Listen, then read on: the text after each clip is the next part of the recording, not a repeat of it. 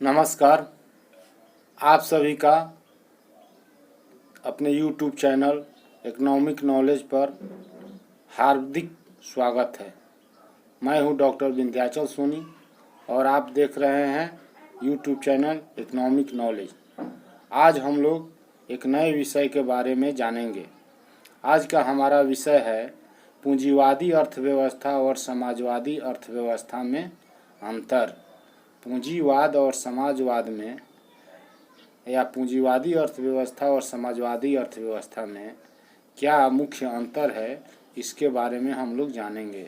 Differences between capitalist economy and socialist economy आज का हमारा टॉपिक है।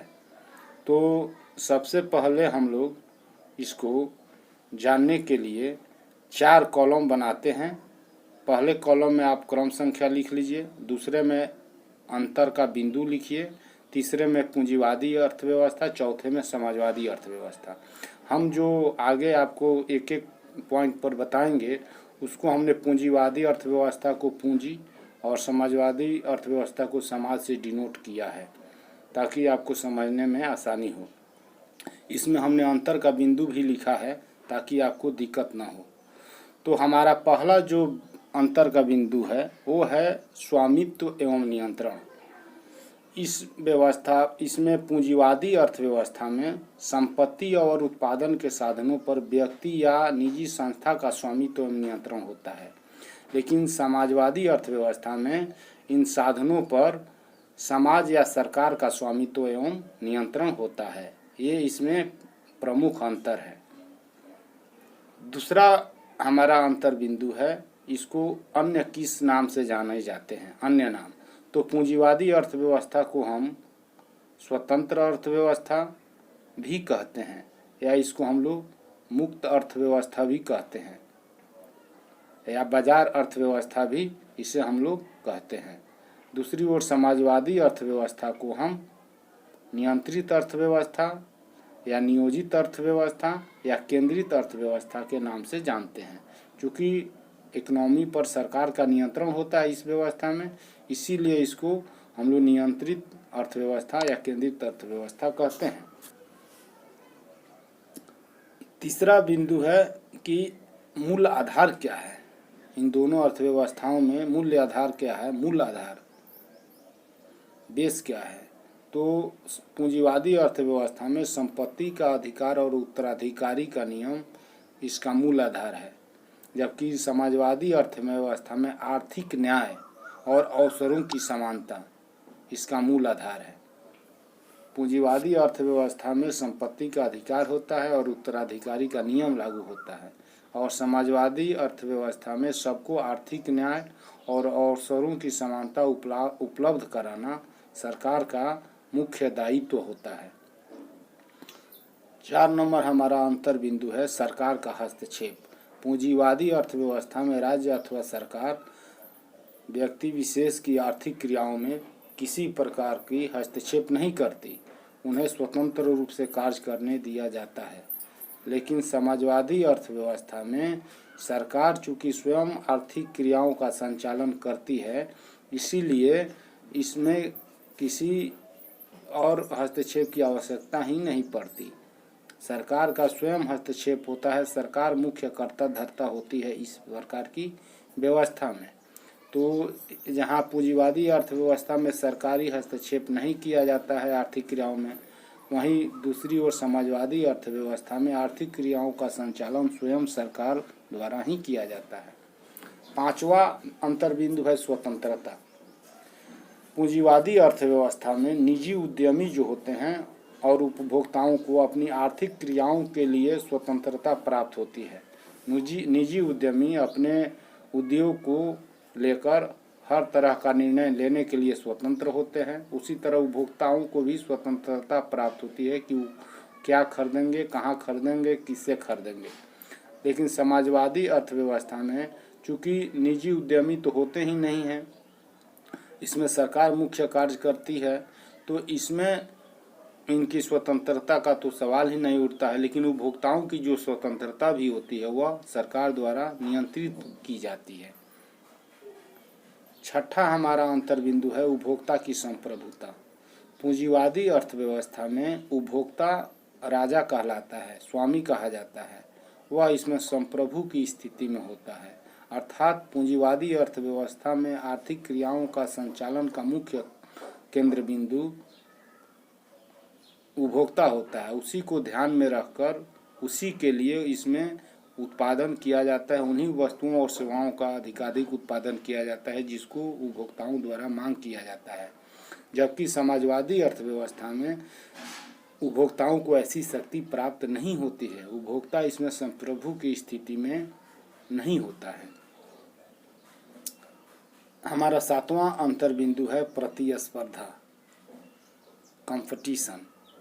पूंजीवादी अर्थव्यवस्था में उत्पादकों, उद्यमियों या विक्रेताओं के बीच भयंकर प्रतियोगिता पाई जाती है।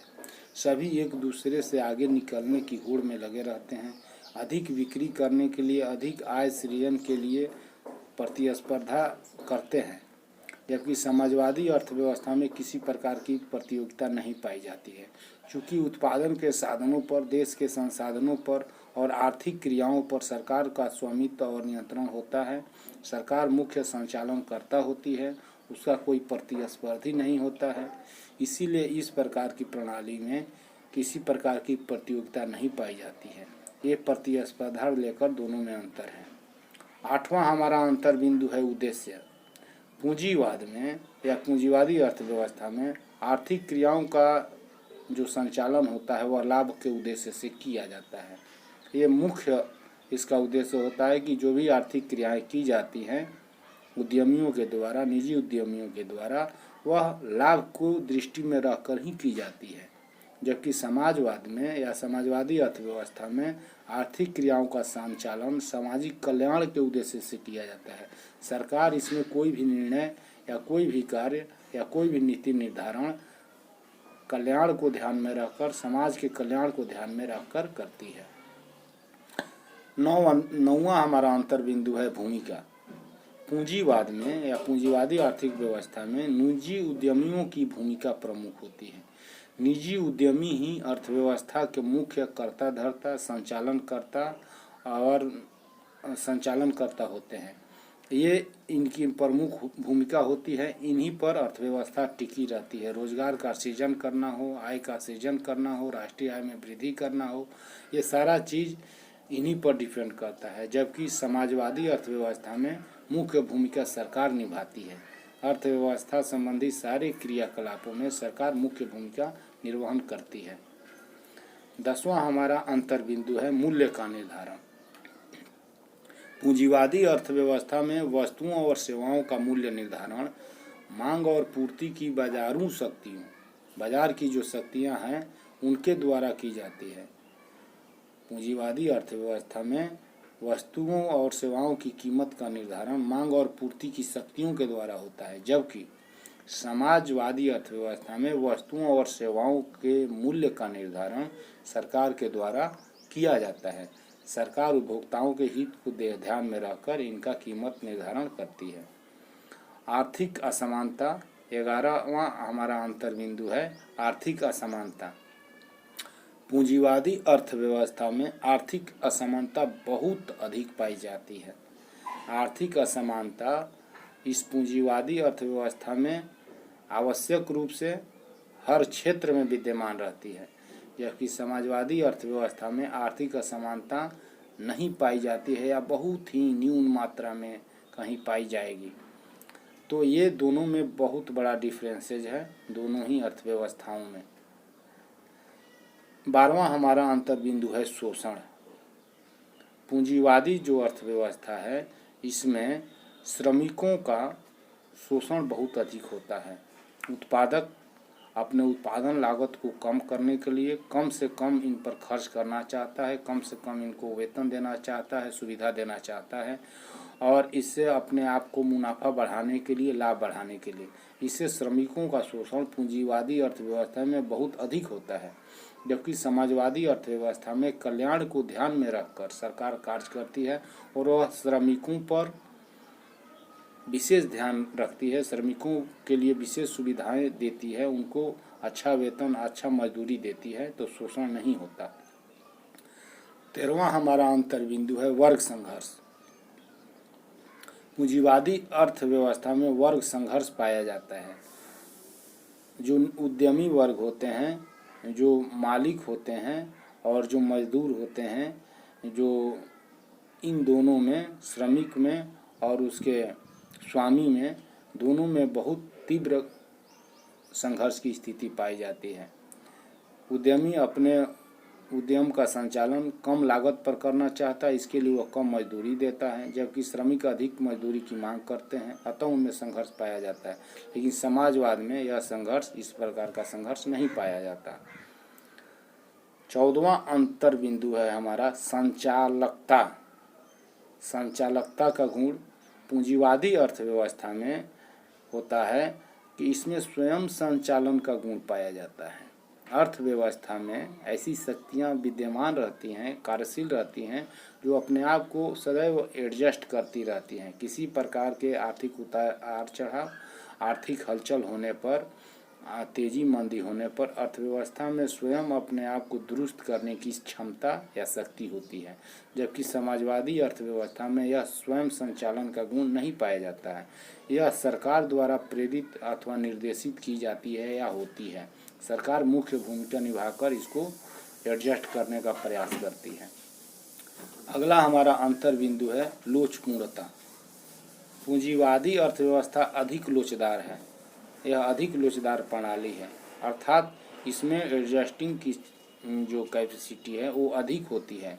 यह अपने आप को समय के अनुसार ढाल लेती है, समय के अनुसार यह अपने आप को परिवर्तित कर लेती है।